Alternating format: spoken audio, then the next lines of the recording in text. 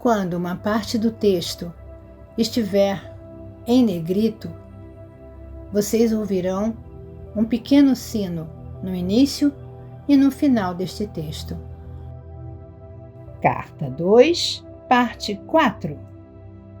Por conseguinte, vocês são ainda mais bem-aventurados quando estão com fome e sede de bondade e do contato com o Pai, que habita em vocês, porque então certamente serão saciados 100 de vezes. Bem-aventurados são quando os atacam e roubam, porque quando permanecerem em perfeita confiança, verão Deus em ação e a libertação acontecendo. Bem-aventurados são quando estão envolvidos em conflito e ainda assim podem ser compassivos com o próximo e ser os pacificadores. Levam no coração o amor que vem do Pai e realmente são filhos do Pai. Bem-aventurados são quando, mesmo sendo profundamente injustiçados, ainda assim podem perdoar e demonstrar misericórdia, abstendo-se de buscar justiça ou perseguir a quem os tenha insultado. Coloquem-se diretamente em sintonia com o amor, que é Deus ativo em vocês, e da mesma forma serão poupados nos momentos de dificuldade. Os mais abençoados de todos são os puros de coração, porque estes se livraram de toda raiva, ódio, vingança, maldade, inveja e dureza de coração, e estão diante do mundo como o amor feito visível. Eles vão reconhecer a realidade chamada Deus e saberão que a realidade é o Pai dentro deles. Como posso ajudá-los a ver esta grande verdade? Como posso ajudá-los a ver a realidade do reino dos céus, o reino de Deus? Vocês não têm que ficar olhando para o céu, porque não é lá onde verão a atividade do Pai de forma tão clara que, sem dúvida alguma, reforçará a sua fé. É aqui onde, através dos séculos, as pessoas têm cometido o grande erro de olhar para os seus sonhos e imaginação, criando por si mesmos um Jeová que não existe. Não encontrarão o Pai acima de vocês, em algum lugar do céu. O Pai não está em nenhum lugar especial, mas em todo lugar ao redor e em tudo. Vocês podem ver a maravilhosa atividade do Pai. Olhem em volta para as coisas que crescem, o trigo, a grama, as flores, as árvores e os pássaros. Em cada coisa viva, verão o misterioso e maravilhoso trabalho do Pai em incessante atividade. É aqui que o Pai está no perfeito controle. Podem ver que há lei e ordem perfeitas, crescimento, desenvolvimento e finalmente a colheita para abençoar o homem, os animais e os pássaros. Considere a maneira com que um homem, depois de terminar de lavrar os seus campos, espalha as sementes sobre a terra e as cobre novamente. Ele arruma suas ferramentas e vai para casa satisfeito, pois, afinal, se chover suficientemente, haverá comida para alimentar os seus filhos. Por muitos dias, ele dorme e acorda e não faz nada mais pela sua plantação. Mas quando volta a visitá-la, verá verdes folhas saindo da terra. Mais tarde voltará e verá o crescimento de caules e folhas, e mais tarde ainda ele verá a formação da semente, e um dia, finalmente, que o grão já está cheio e dourado, pronto para a colheita. Enquanto isso, todo esse crescimento ocorreu sem a ajuda dele. O trigo cresceu de uma forma maravilhosa que ele não pode explicar. É mágica? Não. É o trabalho do Pai, o poder, a inteligência amorosa por todo o universo, que inspira o trabalho e respira por meio dele. É a atividade do Pai que é a vida inteligente do universo. Quando entram no reino de Deus, vocês se sentem bem. Sentem-se felizes e alegres. Imaginem como se sentiria uma mulher que perdesse uma grande quantidade de dinheiro e se perguntasse como daria de comer às suas crianças. A mulher está chorando e varrendo a casa, e é tão minuciosa que não fica uma partícula de poeira. Então, escondida em um canto escuro, ela encontra uma valorizada peça de prata e imediatamente suas lágrimas secam. Ela começa a sorrir e se sente tão viva e alegre que sai correndo de casa para convidar os vizinhos a celebrar com uma festa. Ela pensava que havia perdido tudo e agora estava rica novamente. Assim é quando encontram o reino dos céus, o reino de Deus. Ao invés de lágrimas e temores, fome e doença, encontram a paz, a alegria, a abundância e a saúde do reino de Deus. Nunca voltarão a experimentar qualquer tipo de necessidade novamente. O reino de Deus também pode ser comparado a um homem muito rico, que era comerciante de pérolas. Toda a sua vida ele havia querido encontrar uma pérola especial que ofuscasse todas as demais. Seria perfeita e impecável, e ele seria a inveja de todos os demais comerciantes. Um dia ele encontrou a tal pérola, linda além da imaginação, mais perfeita que todas as demais. Vendeu tudo o que possuía, abandonou tudo o que havia acumulado para comprar aquela pérola e estava feliz para além de todos os sonhos. O que significa isto? Significa que todas as coisas que anteriormente valorizava em sua vida, sua casa ricamente decorada, seus bens, seu modo de vida, a abundância de comida e de bebida, ele alegremente deu tudo para possuir o tesouro sem preço. O conhecimento que o levará até o reino de Deus, onde a felicidade é um estado da mente, que o mundo exterior, com todos os seus aborrecimentos e preocupações, não pode perturbar. O reino de Deus está em vocês. Entram no reino de Deus quando percebem plenamente que o Pai está o tempo todo ativo em vocês. É um estado da mente, de percepção e entendimento de que a realidade por trás e dentro de todas as coisas visíveis é o Pai, formoso e perfeito, e que todas as coisas que são contrárias à beleza, à harmonia, à saúde e à abundância são criações do pensamento equivocado do homem. Eu sofria ao vê-los sofrer, mas não precisam sofrer mais se escutarem o que tenho para dizer. Mas devo avisá-los de que o caminho que leva ao reino dos céus é difícil de seguir, e isso quer dizer que, primeiro, terão de lidar com o seu eu. Por que é que terão que se ocupar do eu? Porque é do desejo de proteger e de promover o seu bem-estar pessoal que procedem todos os pensamentos, palavras e atos egoístas. Provavelmente vocês perguntarão: por que eu deveria preocupar-me com isso? Se o que diz é verdade, que não há castigo, que Deus não vê as faltas, então por que deveríamos estar preocupados com a maneira como nos comportamos? Há tanta coisa para ser aprendida aqui que eu mal sei por onde começar. Como já expliquei, vocês extraem sua vida do Pai. Portanto, extraem sua capacidade de pensar e de amar do Pai. Como o Pai é inteligência e criativo, assim também a consciência de vocês é criativa. Com a sua mente e coração, vocês realmente modelam os planos de suas próprias vidas e experiências. E qual tipo de vida vocês planejam e modelam em suas mentes?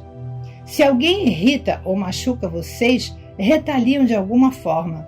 Acreditam que se alguém se apropria de seu olho, devem retirar o olho do adversário em troca. Acreditam que quem mata deve ser morto, como castigo ou compensação. Acreditam que quem os rouba deve pagar por isso, que aquele que rouba sua mulher deveria ser apedrejado junto com sua esposa. Acreditam que é necessário exigir o pagamento pelo mal que passa por sua vida. Como é da natureza humana ferir os outros e vocês têm sido ensinados a retaliar, suas vidas são um contínuo cenário de guerra. Guerra no lar, entre maridos e esposas, filhos, vizinhos, entre pessoas públicas e também entre as nações. O Pai ignora esta guerra em suas vidas, mas conhece a tensão que surge dela em suas mentes e corpos. Mas nada pode fazer para aliviar esta dor, até que vocês mesmos coloquem um fim a ela. Vocês mesmos devem cessar a luta e viver em paz com suas famílias, seus vizinhos, entre empresários, entre pessoas públicas e entre países. Só então o trabalho amoroso do Pai poderá tomar seu lugar em sua mente, coração, corpo e vida. Só então poderão reconhecer e ver o trabalho amoroso que está sendo realizado em vocês e para vocês pelo Pai. Lembrem-se também da grande lei. Vocês colhem exatamente aquilo que plantam. Não se pode colher figos de amoreiras, nem uvas da árvore de espinhos, ou colher trigo do joio. Pensem nisso e compreendam esta parábola, porque isso é muito importante para vocês, não somente nos dias de hoje, mas também em todos os seus dias e anos que virão, mesmo na eternidade. Assim, se querem mudar suas vidas, mudem seus pensamentos. Mudem suas palavras decorrentes desses pensamentos. Mudem suas ações decorrentes desses pensamentos. Aquilo que está em suas mentes criará todas as suas experiências, suas doenças, pobreza, infelicidade e desespero. Um homem gritou para mim: "Diga-nos, mestre, como podemos permanecer em paz com nossos vizinhos quando eles mesmos não vivem em paz conosco?" Sorri para ele e disse: "Quando seu vizinho chega até você e diz que ele tem que viajar a alguma distância e não quer ir sozinho, e pede para você ir com ele, o que você faz?" O homem riu. "Se meu vizinho quisesse me levar para longe do que eu estivesse fazendo, eu não ficaria satisfeito. Eu diria a ele para encontrar outra pessoa para ir com ele porque eu estava ocupado." "E como se sentiria o seu vizinho?" perguntei. O homem encolheu os ombros. "Eu não sei." "E na próxima vez que precisasse dele para fazer um favor a você, como ele responderia ao seu pedido?" O homem já não ria mais. Ele não respondeu. Outro homem disse: "Ele irá xingar e dirá para você ir a outro lugar pedir ajuda." Eu disse às pessoas: "Ele respondeu acertadamente. E como ele se sentirá?" E apontei para o homem que primeiro havia falado, sorrindo para ele. Uma mulher gritou acima dos risos: "Ele dirá a todos aqueles que encontrar como é miserável e egoísta o vizinho que ele tem. Talvez ele vá querer machucá-lo de alguma forma." Houve gritos de concordância e eu assenti. Sim, ele vai ter esquecido que uma vez foi pedir ao seu vizinho para caminhar com ele por 1 ou 2 milhas e este se recusou. Não verá a lei da semeadura e da colheita trabalhar em sua vida. Ele a pôs em movimento quando se recusou a acompanhar seu vizinho, e agora ele está colhendo o resultado de suas atitudes e ações. De que adianta ficar com raiva quando foi ele mesmo quem criou esta situação? As pessoas riam e assentiam com a cabeça e falavam uns com os outros. Nunca antes eles haviam escutado tal conhecimento do comportamento humano. Havia aqui um ensinamento completamente novo. Disse a eles: "Aconselho que quando seu vizinho vier pedir a vocês para caminhar um pedaço de caminho com ele, ou qualquer outra coisa que o deixe mais à vontade e feliz, que primeiro pensem sobre o que gostariam que ele fizesse por vocês se também tivessem uma necessidade. Como gostariam que ele respondesse ao seu pedido?" Um murmúrio varreu a multidão e pude ver que eles entenderam o que eu estava dizendo. De fato, se seu vizinho pedir para que o acompanhe por 1 milha, façam isto com agrado e estejam dispostos a caminhar por 2 milhas, se necessário. Quando recusam algo, as pessoas não percebem, mas enrijecem sua mente e corpo para se protegerem da obrigação de fazerem qualquer coisa que não querem fazer. Colocam em tensão sua mente e corpo, e o pai também é tensionado e não pode fazer seu trabalho amoroso dentro de vocês, e é deste enrijecimento que surge a doença. Pode ser que encontrem alguém em extrema necessidade, que tenha frio ou esteja infeliz e que peça a vocês o manto. Não passem por ele olhando de longe. Algumas pessoas riram, sabiam que era isto que fariam. Não, entreguem a ele o seu manto, e se ele realmente estiver com frio, também a sua túnica, e sigam o seu caminho e se alegrem. Alegrarmos-nos? Perguntou uma voz descrente. Eu ri e disse: Sim, meu amigo, alegre-se. Primeiramente porque possuía uma túnica e um manto para dar. E, logo, alegre-se por perceber que agora tem falta de uma túnica e manto. E o Pai dentro de vocês fará retornar em breve suas roupas de alguma forma surpreendente. No entanto, se entregar a túnica e o manto e continuar a caminhar resmungando para si mesmo, e agora? Por que fiz isso? Fui um tolo. Agora sentirei frio no lugar dele e as pessoas rirão de mim porque dei a ele minha túnica e manto e fiquei eu mesmo sem nada. E o que dirá a minha mulher quando eu chegar em casa? As pessoas concordavam e riam, apreciando a imagem do homem que dá a sua túnica e manto e em seguida lembra que coisa insensata fez a si próprio. Eu sabia que muitas vezes se privavam para ajudar os outros e lamentavam sua generosidade logo depois.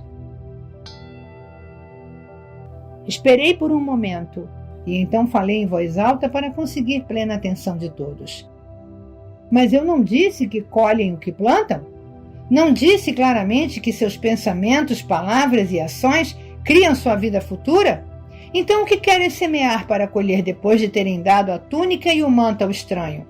Querem que seus presentes voltem novamente para vocês ou querem ficar sem a túnica e o manto durante muito tempo? Porque é isso o que acontecerá se continuarem seus caminhos irritados e chateados, porque doaram suas roupas. Suas palavras e ações selarão, endurecerão como uma rocha a pobreza que trouxeram para vocês por terem doado a túnica e o manto. As pessoas já não riam nem sorriam mais. Estavam muito caladas e escutando atentamente. Lembrem-se, primeiro façam aos outros o que gostariam que fizessem para vocês. E então haverá paz e contentamento em sua mente e coração, e o Pai poderá fazer o seu amoroso trabalho em seu corpo, mente e coração. Doem, e doem abundantemente, e alegrem-se porque vocês têm presentes para doar aos necessitados, e porque, enquanto estão doando, seus dons vão sendo restaurados da forma que mais necessitam. Doem com o coração contente, doem com confiança e com conhecimento de que onde houver carência em suas vidas, assim fará o Pai, o seu trabalho amoroso, com abundância em vocês e para vocês. Nada façam com o coração pesado, porque um coração pesado é o que continuarão tendo. Doem tudo com o espírito alegre, a fim de que tudo em suas vidas traga para vocês somente alegria e iluminação espiritual. Um homem comentou: isso vai contra a natureza do homem. É natural preocupar-se com o futuro. A roupa é cara, a comida é difícil de encontrar. A vida é uma luta constante. Respondi em voz alta, porque ele estava apenas dizendo o que eu sabia que a maioria dos meus ouvintes estava pensando. Mas você não sabe, com certeza, se amanhã estará lutando para viver. Não sabe se amanhã terá um trabalho esplêndido ou qualquer outra coisa maravilhosa que possa vir para você. Não sabe isso. Mas o que está tornando certo para você mesmo é que não haverá um trabalho maravilhoso ou qualquer outra excelente oportunidade em sua vida, porque você está criando as circunstâncias do seu amanhã. Ele irritou-se. Eu estou? Como estou fazendo isso? Não acabei de explicar? Virei-me para o povo rindo. Digam-me, como foi que este homem de túnica vermelha aqui na frente criou seus amanhãs? Houve silêncio na multidão. Então o jovem rapaz Marcos gritou para mim: eu sei. Ele disse que deveria lutar para comprar comida e roupa. Você tem nos dito que aquilo que pensamos e falamos, nós receberemos. Exatamente, eu disse. Você é um menino muito inteligente. Você compreendeu. Cuidem para não criar para vocês mesmos as coisas que não desejam. E eu ficarei contente que você seja meu discípulo quando for mais velho, se seus pais assim o permitirem. Algumas pessoas riram, mas outras não. Eu via que elas não acreditavam em nenhuma palavra do que eu dizia. Nunca entrarão no reino dos céus estando angustiados. Se hoje seu dia foi difícil, por que se lamentar por isso? Vocês se sentirão melhor se reclamarem a respeito? Suas lágrimas farão seu dia mais feliz? E se vocês se angustiam pelo seu amanhã, estão carregando-o de penúrias e fadigas antes mesmo que ele chegue. Por que fazê-lo então? Que bem isto fará para você? Quando é que a ansiedade realizou alguma coisa para você? Como se você pudesse se tornar um homem mais alto, ficando angustiado por ser muito baixo. Não se fixem naquilo que não possuem. Permaneçam nas coisas que podem ser suas. Se voltarem para o Pai que está em vocês, se pedirem com perfeita fé, acreditando que receberão, e eu digo sem medo de contradição, que receberão. Mas devem pedir adequadamente, acreditando. Nada receberão se ao pedir questionarem se o pedido teria sido ouvido ou se o Pai estaria com vontade de dar aquilo que desejam. Esta é a forma humana de dar, mas não é a forma do Pai, que dá abundantemente e responde às suas necessidades. O Pai sempre derrama suas bênçãos sobre vocês. A dádiva do alimento abundante, do vestuário, da habitação, dos amigos, sempre que estejam com a mente e o coração limpos, e contanto que confiem continuamente no Pai como seu apoio de todos os momentos. Se rezam e não recebem, não pensem, nem por um instante sequer, que não existe Pai, ou que o Pai não os escuta. Ao invés disso, devem perguntar-se o que existe em vocês que está impedindo que a obra amorosa do Pai seja feita em vocês e para vocês. Se vão ao altar para rezar ou fazer uma oferta e no caminho se lembram de ter brigado com alguém, retornem e vão até esta pessoa e façam as pazes com ela. Então, quando abordarem o Pai em oração, estarão com a mente pura e limpa e serão ouvidos pelo Pai, e o Pai poderá responder dando aquilo que precisam na paz e quietude do seu ser. Se ainda não acreditam que o Pai cuida de sua criação, olhem ao seu redor para as radiantes flores nos campos. Como são lindas! Considerem um pensamento brilhante de quem desenhou sua forma, sua beleza. Onde vocês encontrariam as cores que vêm em suas pétalas? Com toda a sua sabedoria, o próprio Salomão não foi capaz de ter roupas tão bonitas feitas para ele. Vejam o modo como as flores atraem as abelhas, e as abelhas ajudam a carregar as sementes da próxima estação, para tornar o seu mundo maravilhoso e produzir alimento. Por que não podem acreditar e confiar no Pai quando o mundo ao seu redor foi planejado, desenhado e cuidado de uma forma tão maravilhosa? Mas lembrem-se, estas plantas e árvores, ao contrário da humanidade, não podem queixar-se de sua sorte, nem se sentirem famintas ou despidas, e assim não anulam o trabalho que o Pai realiza nelas. São vocês, com suas contínuas queixas e palavras a respeito do que falta a vocês, sua agressão contra os demais, a sua insistência em querer retaliar, suas críticas e calúnias, que produzem em consequência sua carência e suas enfermidades, de forma consistente, dia após dia. Eu disse estas coisas para preparar aqueles de vocês que estão doentes, para curá-los. Não podem ficar curados a não ser que acreditem com todo o coração que a cura acontecerá. Lembrem-se de que a doença corporal surge da doença da mente, tal como o mau humor, o rancor, a raiva e o ódio. O Pai Amor é a fonte de toda a saúde.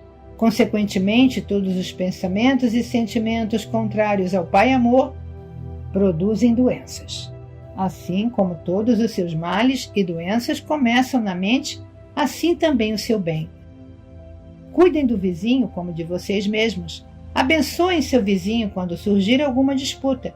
Rezem por ele quando for duro com vocês. Ajudem-no de qualquer maneira que puderem e a qualquer momento, mesmo que ele vire o rosto para vocês, porque então estarão construindo o bem em suas mentes e pensamentos, e boa será a colheita de suas semeaduras. E ainda mais, vocês estarão harmonizando suas mentes e colocando-as em sintonia com o Pai que está em vocês, que é o amor perfeito.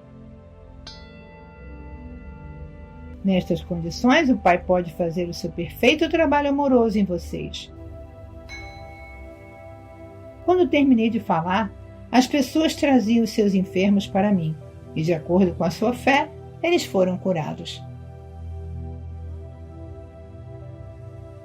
A carta 3 descreve mais em detalhes os ensinamentos de Cristo e explica os eventos que levaram à sua crucificação e morte.